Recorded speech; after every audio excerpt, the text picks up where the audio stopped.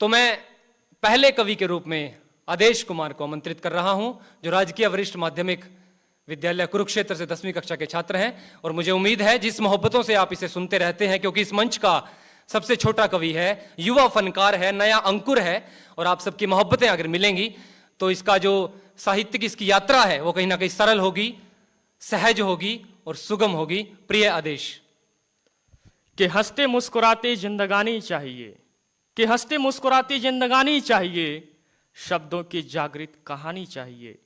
कि हंसते मुस्कुराती जिंदगानी चाहिए, शब्दों की जागृत कहानी चाहिए।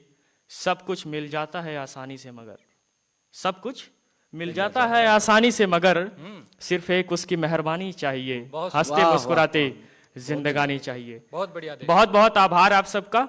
सर्वप्रथम सरस्वती माँ को नमन करता हूँ, इस मंच को नमन करता हूँ, यहाँ पर उपस्थित कवि महोदय को नमन करता हूँ, और धन्यवाद कि आपने इतना अच्छा शुभ अवसर दिया। और हरियाणा कला परिषद आपके लिए सदा कोई ना कोई किसी न किसी तरह का प्रोग्राम लेकर आता ही रहता है, और आज इस काव्य संध्या में शिरकत करने में बहुत ही मैं गौरवान्वित महसूस कर रहा हूँ। आप सभी को दीपावली की हार्दिक हार्दिक शुभकामनाएं। मेरी एक रचना है दबाव, स्वागत है। मैं वो आपके नजर करता हूं। स्वागत है।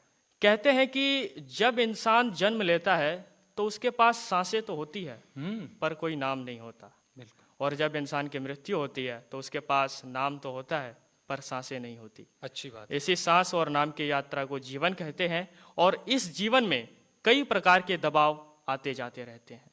उसी पर मैं अपने युवा साथियों को समर्पित करता हूं कि न जियो किसी के दबाव में, यह दुनिया तुम्हें दबा डालेगी। अच्छा है। न जियो किसी के दबाव में, यह दुनिया तुम्हें दबा डालेगी। तुम जियो अपने आदत से, ये आदत तुम्हें कुछ बना डालेगी। भाई बहुत बढ़िया। बहुत वह जिंदगी, अब मैं उस जिंदगी की बात करता हूं। और मैं ये भी कहना चाहूंगा आपको कि जिंदगी चाहे आपको एक पल की मिले या 2 पल की, आप उसे इस प्रकार जिए कि जिंदगी आपको नहीं बल्कि आप जिंदगी को मिले हो। फिर मैं कहता हूं कि वह जिंदगी मौत से बदतर है जिसमें हो दबाव। जिंदगी तो वो है जिसमें हो अपना स्वभाव। यह दुनिया स्वार्थी है, जो मैंने देखा है, जो मैंने पाया है कि यह दुनिया स्वार्थी है, स्वार्थपन है सब में भरा। तुम छोड़ो यह स्वार्थपन, पवित्र करो यह धरा। यह दुनिया पसंद करती है उनको, यह दुनिया पसंद करती है उनको जिनकी फितरत है गुलामी, और यह दुनिया नफरत करती है उनको जिनका स्वभाव है सेनानी। यही है मेरी कहानी। वाह वाह, बहुत झांसी की रानी आप सभी जानते होंगे और भली भांति जानते हैं। भारत के इतिहास में झांसी की रानी का बहुत ही ऊंचा स्थान है। फिर मैं एक उदाहरण देते हुए कहता हूं कि झांसी की रानी महिला में परचम फहराकर अमर हो गई। अगर होती दबाव में तो क्या वह कमर कस युद्ध में होती गई। दबाव चीज ऐसी है दोस्तों जिसमें स्वतंत्रता हो जाती है बंद।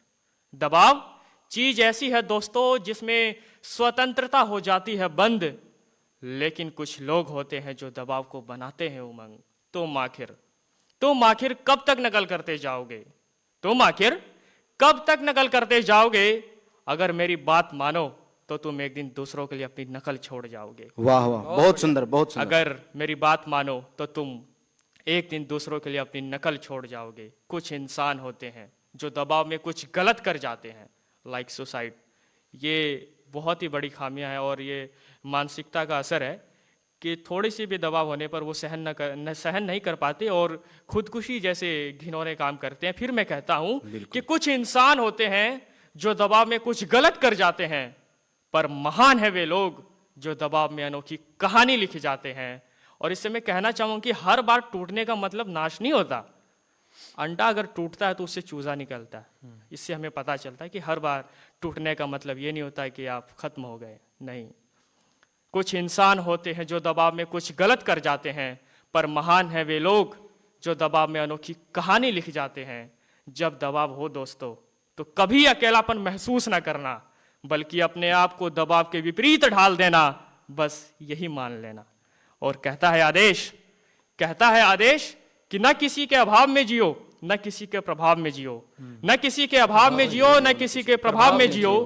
यह जिंदगी है आपकी, इसे अपने स्वभाव से जियो। वाह वाह, बहुत सुंदर, बहुत बढ़िया। और जैसा कि आपको विदित है कि हाल ही दिनों में हमारे महबूब शायर, हमारे और आपके महबूब शायर आदरणीय नवाजुद्दीन डॉक्टर राहत इंदौरी सर का निधन हुआ।